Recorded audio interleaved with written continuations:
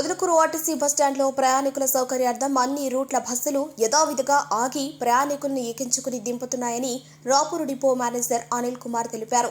అలాగే ప్రయాణికులకు అవసరమైన మంచినీటి సదుపాయం, ఉచిత మరుగుదొడ్ల ఏర్పాటు చేసినట్లు తెలిపారు.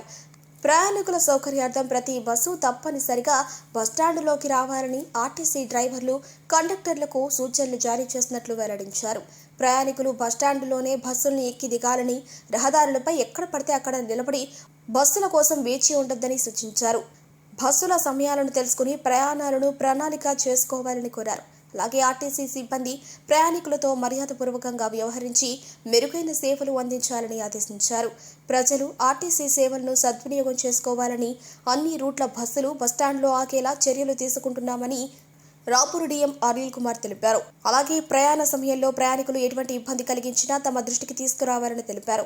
ఈ కార్యక్రమంలో ఆర్టీసీ సిబ్బంది, రాపూరు విజిలెన్స్ కానిస్టేబుల్ షేక్ సుల్తాన్ మొహిద్దీన్, స్థానిక బీజేపీ నాయకులు, ప్రయాణికులు పాల్గొన్నారు.